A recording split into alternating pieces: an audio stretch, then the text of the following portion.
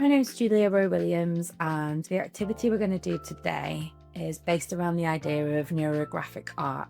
So neurographic art is basically a posh way of saying a doodle.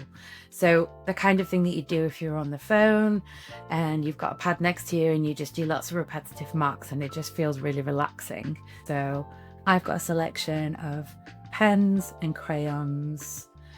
You might just have pencils and that's totally fine as well. So I'm going to work with some A4 cartridge paper. Again, whatever paper you've got to hand, it could be even doing it on top of newspaper or old magazines.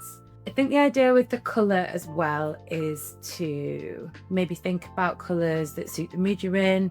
So I'm feeling particularly good today because the sun is shining in Manchester, which doesn't happen all the time. So I'm going to go for like a really sunny palette and use pink, a yellow and an orangey red.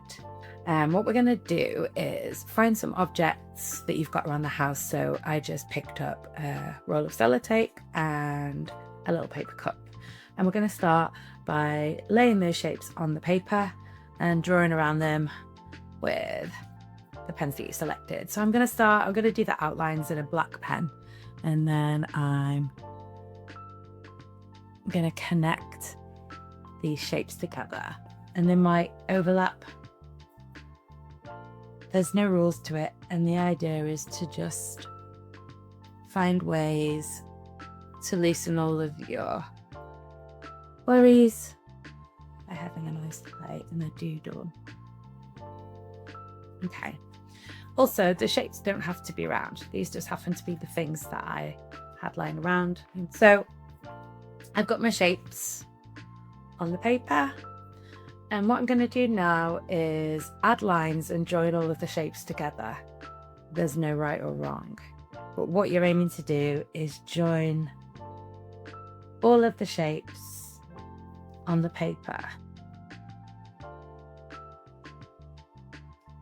Okay, I think I'm happy with that. So we've got all these lines connecting all the shapes, and already you can see there's all of these crossovers and different areas that we've broken up. And the next step is to round off any corners where the shapes intersect. So you want to kind of make those a little bit softer and add a little bit of interest where the lines join. So you might want to use a different color. You might want to join those lines using a different shade. I'm just going to go in. I always really like working with a black fine liner. I like the contrast and the weight of the ink.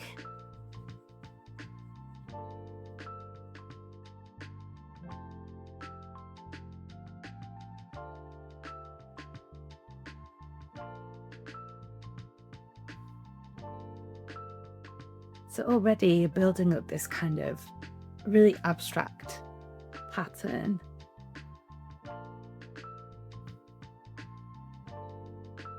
And these shapes kind of become your building blocks. You can work with the colour in different ways. Because I'm working with ink pens, the colour's going to be quite bold and maximal. I think if you were working with pencil crayon, you'd have maybe a little bit more flexibility to shade and add different kind of textures or cross-hatching or pattern. But I think for this, I kind of want to just make sure I'm mapping out the colours so that they're all connected in different ways.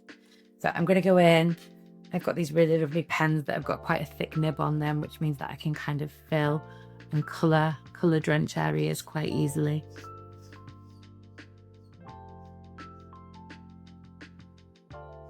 Again, it's best not to think too much about being neat or getting it right. All we want to do at this stage is kind of enjoy the process. Maybe you'll think about ways that you can shade or express your emotion through different shading techniques or different line work. Okay, so I'm getting somewhere here with just these really nice shapes and the ways it's kind of like coming together as a pattern.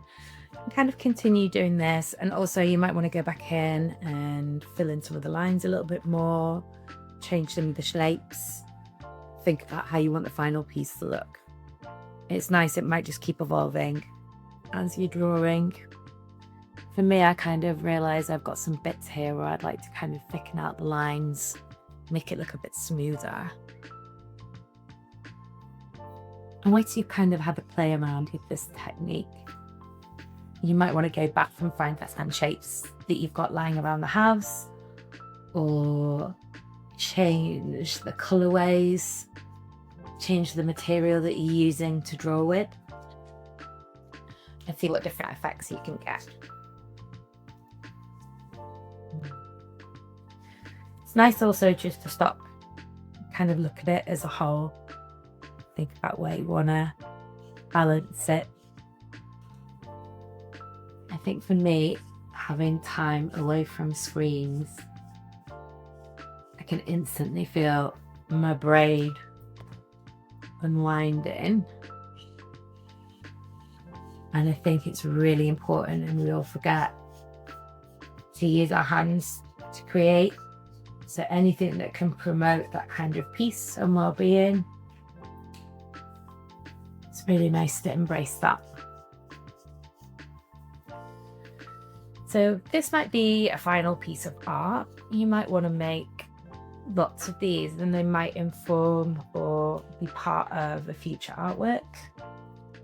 Okay, so I'm just kind of going back in now into all of the areas of the artwork, and making the lines a little bit thicker. I kind of want that really high contrast with these really bright sunshine colours. So as a demonstration, this has taken me not so long, but you could work on a bigger scale. This could be something that you go back to during the day. So here is finished neurographic art. So as you can see, all the colours that I've chosen, incredibly bright, and probably reflect the sunshine today. Now for me, I really like these, but I also think it'd be nice to kind of work as a triptych. So you have 3 sets maybe continue the exercise on a different day if you're feeling differently. So if you've created a piece of artwork and you'd like to share it with us, you can do that using the hashtag #CreateWeek. We'd love to see all of the artwork that you make using this process.